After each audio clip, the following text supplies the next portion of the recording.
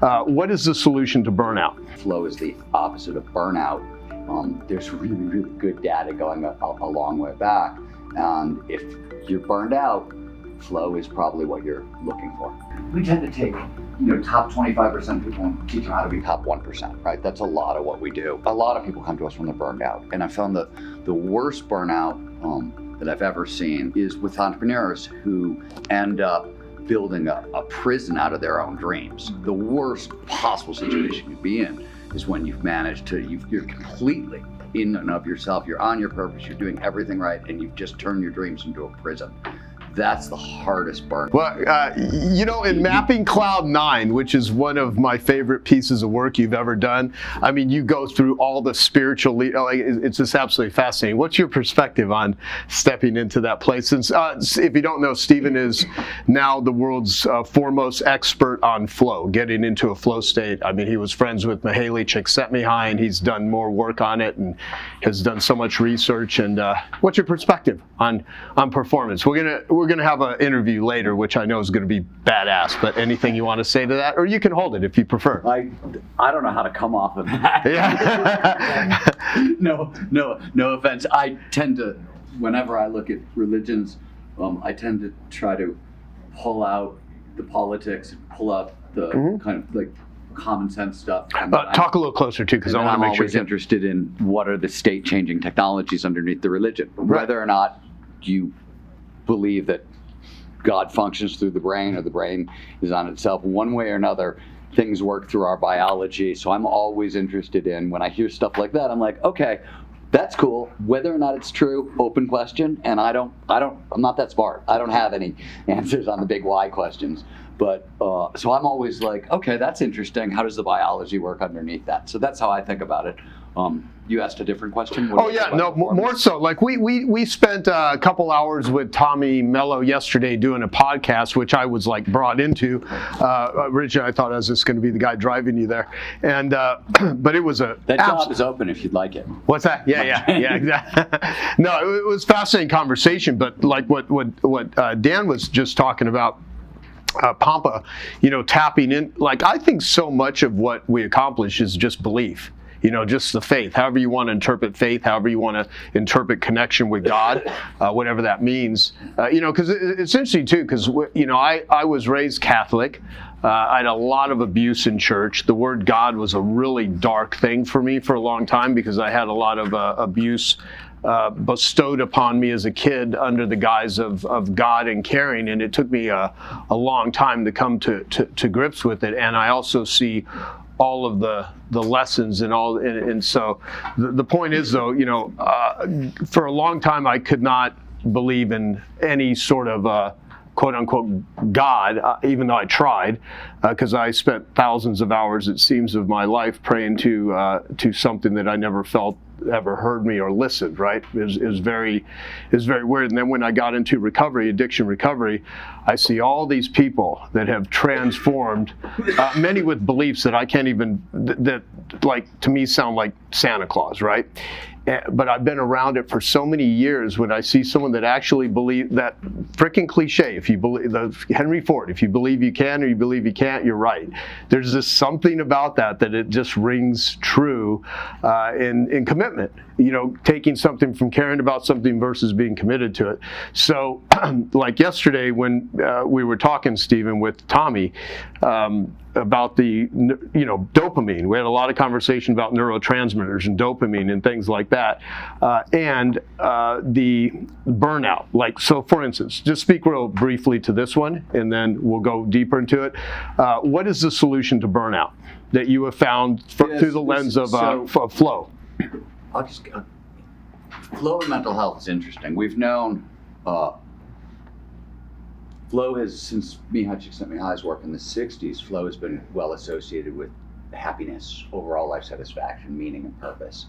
And most of what happened from when Mike did his early work to like 2010 or so was that got proved deeper and deeper and deeper. So when positive psychologists now define happiness, there's 3 tiers of happiness available. Flow is baked into the upper 2 tiers. So flow is now part of the actual definition of happiness. We know it underpins meaning, we know it underpins purpose, et cetera, et cetera. What's happened in the past 5 years is the inverse. We always kind of knew if flow underpins mental health, it's gotta kind of stave off mental health problems, but that's harder to prove and much more complicated. My lab a couple years ago proved that flow overwrites PTSD. And then my friend Karina's lab proved that flow overwrites burnout. And then a big team out of Europe in a giant twin study, so 10,000 twins, gold standard study. We found last year flow is neuroprotective against depression, anxiety, bipolar disorder, schizophrenia, and stress-related cardiac conditions. But the interesting thing is burnout. And so if you go back to Mihai Csikszentmihalyi's very first book, which was Beyond Boredom and Beyond Boredom and Anxiety is what it's called, he actually blocked microflow. So flow is a spectrum experience. You can have microflow on one end, that's a low-grade flow state. You go to work, you start writing an email, get so sucked into it, an hour goes by, you didn't know what happened, and you ended up writing an essay. That's microflow. Macroflow is the opposite end of the spectrum, and until the 1950s, until Abraham Maslow came along, it was classified as a mystical experience, a spiritual experience. And it was only Maslow did a giant study on success, and the commonality of everybody in his study group was they all found a way to use flow to amplify their performance, and it was a coincidence, but everybody in the study group was an atheist. It turned out random, but there were a couple hundred people in the study group, they were all atheists, and that was the first time spiritual experiences were out, and that was where the term peak experience came from. It was a non-denominational way to talk about flow. Flow came later, but Csikszentmihalyi blocked microflow. And for 3 days, he found a way to block microflow in people and then recorded what happens. And if you look at the symptoms of what happens when you block microflow, it's extreme burnout. It's the exact symptoms of extreme burnout. This is interesting in two ways. One, most of our companies in the modern world are designed to block microflow. That's essentially what they do, right? So most companies are like, hi, welcome to my company, and here, we're gonna give you burnout with your new job, and you're gonna have it. I mean, the funny thing about Mike's experiment is he did it for 3 days, and the symptom, it's extreme burnout. It's not like mild, it's really, really extreme. So when we say flow is the opposite of burnout, there's really, really good data going a long way back. And if you're burned out, flow is probably what you're looking for. How'd I do? That was great. That was great. And by the way, you're going to say something? Yeah. And then we'll come to Simon, who has one of the most freaking unique skills of anyone I've ever met. This has nothing to do with flow. Good. Yeah. So, and thinking about my thinking, one thing I've realized over the last couple of years is, like right now, every one of us is the sum of the stories we believe about our past and our future. Mm-hmm. And so going back and doing that work to like, as Dan would say, sort of reprocess your past into what can I learn from this instead of just the pain or whatever it did to me. And then my favorite Danism that I was going to talk to him about it at lunch, but now I'll do it publicly because I'm hoping to title my next book this. Dan said it during COVID. I think he just sort of said it offhand, but I think it'll resonate with all of you. He said, creativity protects you. And when I was thinking through, like, how am I going to survive? How am I going to feed my family? How am I going to do, like, and I just realized, I know, Joe, doing your story, the trauma and things, we see so many people who have been abused, or like kids go into this hole of creativity. They create their own worlds. They create their own reality. Mm-hmm. And just that statement that creativity protects you is just so profound to me, because there's so many places you can take it in life and in business. So that's my favorite Danism. Yeah, awesome.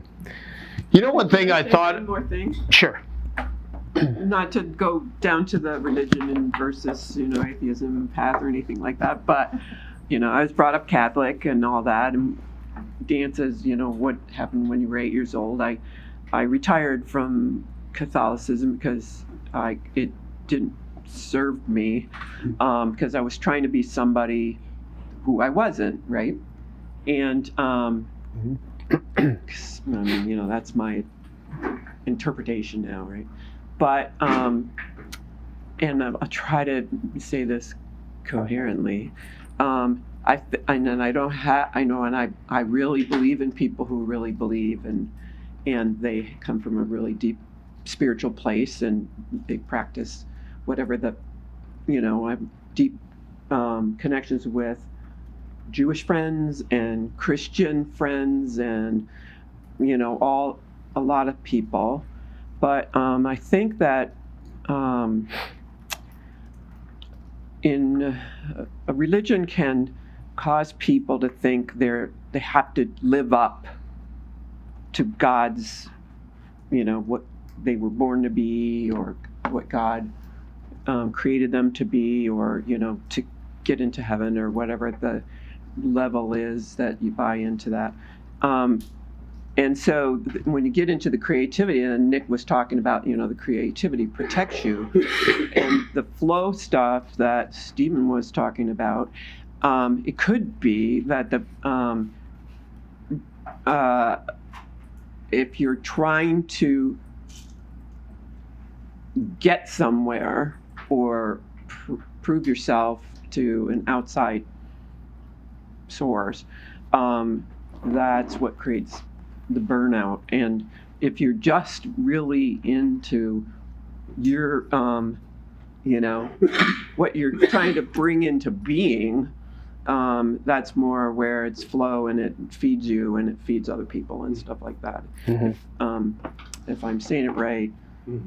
So, could be that it may have been a coincidence that people who weren't trying to, and there was the whole, what is it, Aristotle or something, that had this perfect person that you were trying to become. And so by definition, everybody wasn't that. So you're in the gap all the time, and, focus on who you are, not who you're. Dan has this thing called there, here, and there. And if you're trying to get there, you're always striving to get there. If you're just trying to really be here and then grow your here, your perfect self here, and then just keep expanding it, you'll be at, that whatever level. Yeah. Eventually. Can I ask a follow-up? Sure. So, on the training side of my company, we tend to take, top 25% of people and teach them how to be top 1%, right? That's a lot of what we do. And the worst burnout, a lot of people come to us when they're burned out. And I found that the worst burnout that I've ever seen that is really hard, and I'm not sure, flow can help, but I don't even know if I have the answers here at all, so it's an open question, is with entrepreneurs who end up building a prison out of their own dreams. The worst possible situation you'd be in is when you've managed to, you're completely in and of yourself, you're on your purpose, you're doing everything right, and you've just turned your dreams into a prison. That's the hardest burn. That's a really tricky situation to peel people back from, because they've literally, it's your dreams, right? And it's become a prison. So how do you think of that? Yeah, I agree. Now, right. Success traps. Yeah, no, I was going to say, me and Dan did a whole podcast on success traps are harder to get out of than failure traps.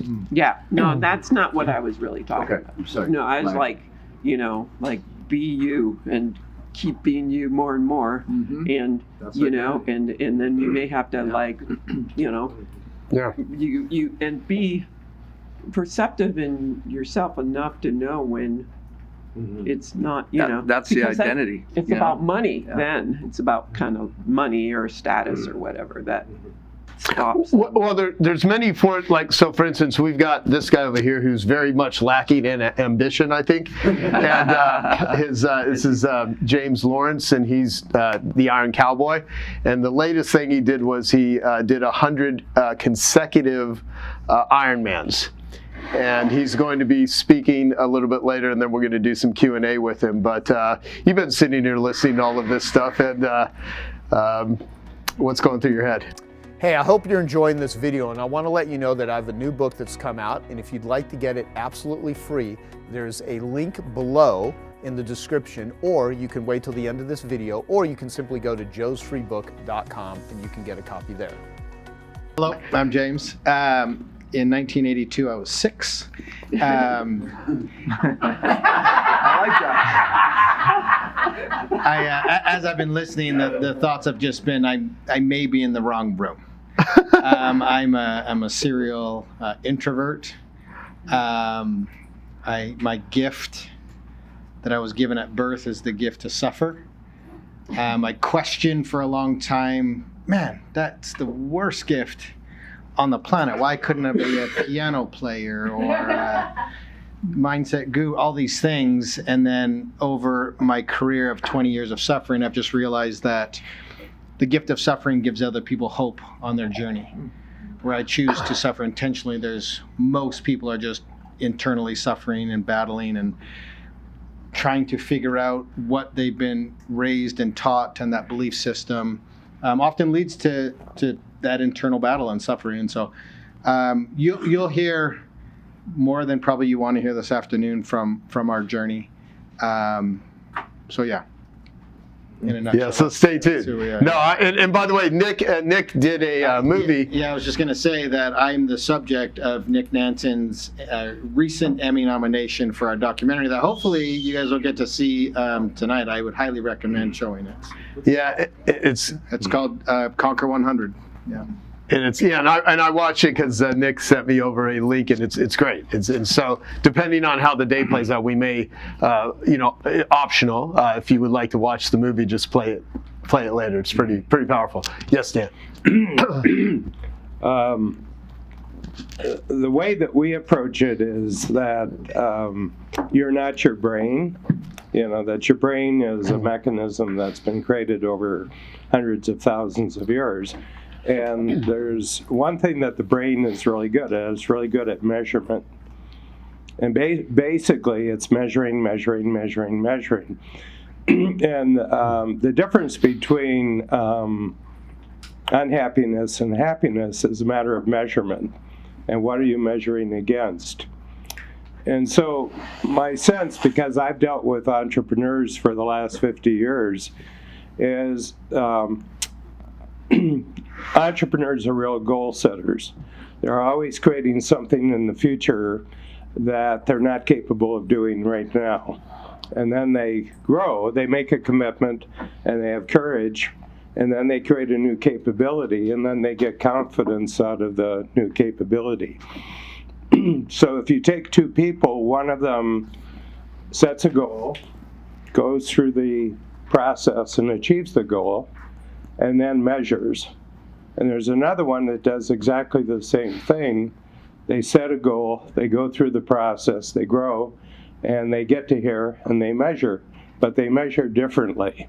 And one of them measures against an ideal, which renders the answer that they haven't accomplished anything.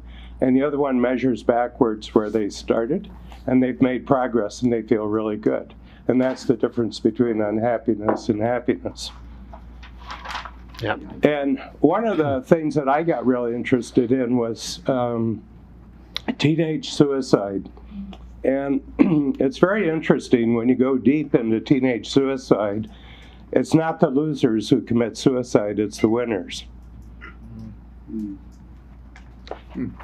Star quarterback, valedictorian, the prom queen.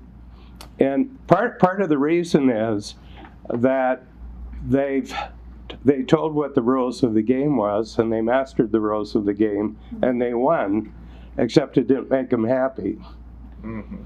And they're smart enough to know this is the way it's going to be for the next 60 years, and they check out.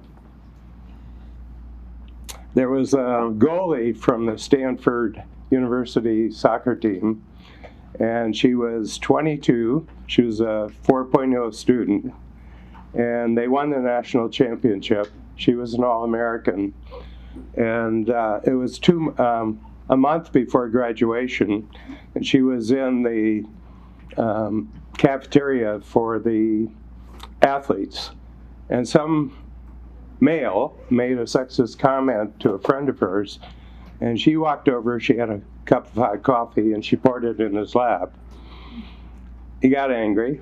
He made a complaint to the administration, and they sent a notice to her that probably the investigation into this was going to take 2 months, and she wasn't going to be able to graduate on time. So she went back to the dorm and hanged herself.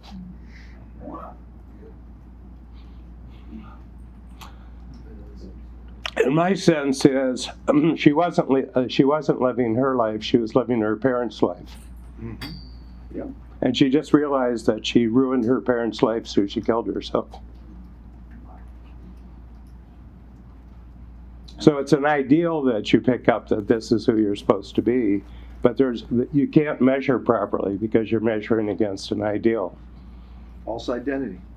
Yeah, well, everybody's got an identity. This one just doesn't do you any good. That's right. Yeah, so that measurement, that constant measurement backwards is the real key, because you have proof, you have witnesses, there's real measurements there, and even if you didn't get to where you want to go, you got somewhere that's better than where you were. And I think that's all the basis for all happiness. Yeah, so that's one of the books you did with Ben Hardy, who's joining 100K again. So he took a time off. He couldn't make this meeting, but he's going to join up again, and he'll be at the annual event, and called The Gap in the Gain. And one of the things I'm going to take you all through later, got this from talking with Dean Jackson, is identifying the signature result. Like, what is the signature result that all of you, so I'll just plant that seed right now.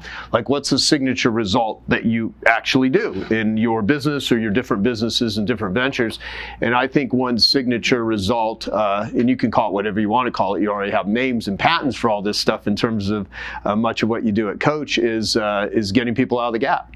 It's giving them a way to look at their life and see how far they've come, not how far they haven't, and how much that changes just everything about how you engage and interact with life versus when you want to check out.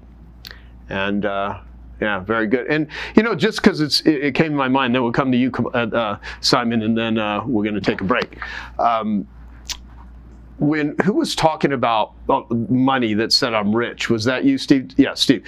So your brother Naval, in the book that was compiled about him, the Almanac of Naval Ravikant, he talks about how he'll buy things and he'll just give it away or throw it away because, to return it, his time is worth more than that. And do you operate that way? I mean, I didn't even know he did that. Yeah, I do the same. Yeah, so I say it's because I'm too lazy. Honestly, I just don't want to deal with returning stuff. Right, well, yeah, but the point is going, okay, if your time is worth X and you're going to buy something from, let's say, Amazon, and it's I don't know, $100, but it's how much time is it going to take you to return a $100 item, or even delegate it to an assistant return a $100 item? It's I'm just going to give the $100 item to someone. I'm just going to throw it away, whatever. I'm curious of how. Yeah, we both do the same. Really? For me, it's more I don't want to deal with the mental effort of returning it. I hate it. That's the bigger cost for me. Right. Too. Yeah, I hate it. That's why you need who's. Huh? That's why you need who's. Who's? Who, not how. I've got a new business. I'm selling off their old stuff. They just give it to me, and I'm selling it on eBay. It's fine. You know what? Years ago, I wanted to actually, but someone had taken the domain name, because one of my sort of OCD things is every stupid idea I get, I register a domain name for it, right? So I end up with thousands of them. But I wanted to get regift.com because I thought it was really good. Okay. Sorry. No So worries. this may be a random thought about returning things. So lately, what's really, really been bothering me when I go into stores, like this morning, I forgot all of my toiletries and so I went into CVS this morning, and I nearly died. I looked at because I don't usually buy my own stuff, and I looked at the price, it was $9 for deodorant, and you think, well, what's the minimum wage? Right? And you think, how the hell do people buy things? Right. How the hell are people getting by? And I was just thinking, I bought a bunch of stuff this morning. Actually, I bought the wrong stuff, and I won't return it. But then I'm thinking, but I'd like to give it to someone who could use it, who can't afford to buy it. I wonder how you do that. I can repurpose your deodorant for you. No, I'm using the deodorant. Hands off. But I have some makeup if you'd like it. Would you need some makeup? No, but you know what though? There is a model here of because you're right though. It's pretty bad. I just felt so bad this morning. Yeah. This morning I was and just so you know, being from Canada, that $9 deodorant is actually $14 freaking, right? Me and Cherie went to Malaysia, and then I spent a couple of days in Bangkok. And I was blown away at like how freaking inexpensive things are. It's it's been a long time. I mean, last time I really thought about it was when I was in Vietnam. Just the price differential, but like we went to Bangkok and I was with Ken Ratowski and his partner Sandy, and me and Sandy go and get a freaking amazing, like unbelievable reflexology massage, $6 US for an hour, and the person wouldn't take a tip. They expect no tip. And the other thing is, like, we have this American Express concierge service, and so we're flying. What do we fly back on? Singapore, not Emirates. That was on the way up. So they had our phone number messed up for the person to come to the airport, and we had gotten there around 12:15. And she had said, I tried sending you a message. Did you get it? I go, no. And I go, what number do you have? And they had the wrong phone number, which we had tried to correct the first time. This woman had been standing there since 10 a.m. She'd been there for 2 hours and 15 minutes just waiting for us. And I saw her phone. It had 10% battery left. And she was like the nicest person.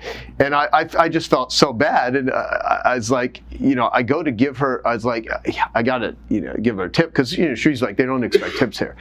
And she just literally, she's like, no, I'm just doing my job. I'm just doing my job. And what I found is like there was no tips expected anywhere. And the service was like probably on a factor of like 5 times better than America. It was the weirdest thing. But how cheap it was. And the food, like unbelievable meals at Michelin star restaurants, like $20 for like 2 or 3 people. It's like crazy. I was like, wow. Like, so Simon has all the way, so here's the cool thing. Simon came to 100K as a speaker last year, gave an incredible presentation. We went to the Grand Canyon, first time you went to the Grand Canyon. That was kind of cool. Took my Sprinter van up there, which the Sprinter van's in the back because that was our backup Starlink internet since we couldn't get internet here. And so Simon is the only person I've ever met that literally creates models showing you how to present, package, sell, educate, communicate what it is that you do. And he's, him and his wife came from, how long have you been in the States now? This trip? Yeah. Like 4 days or something, 5 days. 4 days. Did you get in a fight too with your eye? Did someone, No, that's another whole other story. Okay, we'll tell that. So, so tell everyone like what you do and how you do it, because those of you that have any sort of difficulty communicating your unique skill and ability, Simon has one of the best ways I've ever seen to present and sell, and he's taught many people how to make millions of dollars with his methodology. Thanks, Joe. So, like Dan, farm boy in Ohio. I grew up in towns in country Western Australia with like 400 and 900 people. And the reality of that is people are very practical, very pragmatic, right? And so I kind of realized from a really early age that conflict and chaos breeds inside complexity. And the reason for that is as soon as you step into a complex conversation like the one we've just been having, without, at the risk of offending everybody is just expressing their opinion. And you need 2 things to have an opinion and hold on to it. You need fact to inform the opinion, and then you need ignorance to hold on to it in the face of all other evidence. So, believe the world is flat by ignoring all other evidence to the contrary. And so, often our human conversations around complex issues are opinion interspersed with sporadic evidence. And so the government in Australia and large companies, mining companies and everything else, started to hire me to facilitate complex, contentious conversations. So the government would say, we've got 200 people who are at war with each other over an issue, you've got 2 hours to get them to agree. And I can do that. We're going to build a $1.4 billion sports stadium. We want to find out what everybody wants. Someone's got to write the brief for the architects to tender against, so we build a stadium that the community wants. And I can do that. An Australian company building ferries wants to start building ships for the US Navy. So I can build them a visual model that you can explain in about 10 minutes that shows how you build and sustain warships in battle. And when the most senior person in a procurement team says, how come no one else has explained it that simply for us before? That's the moment you win multi-billion-dollar deals. And what's really going on inside of this is I was looking for the system for thinking and influence. seldom do we think from a blank space. All of us are thinking from a perspective. And so in this whole conversation we were just having, if you imagine a visual model actually sitting in the middle of the room, we would have all been speaking from our side of the visual model, and you wouldn't get through the model to the other side, if that makes sense. And so the conflict is trapped inside the model. So I just kind of learnt to start to hear conversations in models. I'm like Dan, I'm sort of obsessed with thinking and deeper thinking, and I want to find the middle of the model. So when I'm looking at complexity, I'm trying to find, this might sound weird, but I'm trying to find the geometry of the complexity first. I don't care about the words. I don't even care about the concepts. I want to find the geometry of the complexity, and then I want to go right to the middle of the geometry and then figure out how to work out from that. Then we can find the concepts to put into it. And then this thing we invented, studied stage magic and comedy, creating the choreography to be able to walk through that. So models became this system for thinking and influence, to elevate thinking and accelerate influence. And so when you start to draw, so we teach people to draw rather than use PowerPoint. Humans are still analog, living in a digital world, and when you draw things that are drawn by hands, people kind of get drawn into them. So we kind of capture this complexity and we put them into visual models that once seen can't be unseen. And what you're actually forcing people to do, if the model was sitting in the middle of this room for that whole conversation that we just had, everyone knows it's the other side of the model that we've actually got to look at.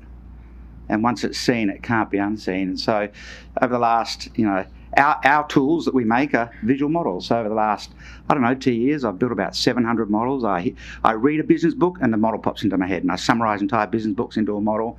We work with companies to capture their core genius. I built this flagship model called the Genius Model. We can capture the entire genius of a company in a single model that takes 7 to 10 minutes to explain. And because we're analogs, humans are analogs. We need to see things. We want to draw stuff, and we bury too much. Entrepreneurs, I think, lose their identity inside the complexity of what they've built. And when that happens, you start chasing complexity rather than the cause, if you like. And if we can simplify, not dumb down, but actually simplify, everything shifts. Everything absolutely shifts. But I hear conversations and models are popping into my head. It's just which is how great. My brain works, So thank God. Some people have other things pop into their heads, but no, it's all good. Okay, I hope you found that video awesome and useful. So if you want to get a free copy of my book, I want you to click here. And if you want to watch some more videos that'll be useful and awesome, click here. Go ahead. They're over here. Do it now. Come on. Thank you. Watch them.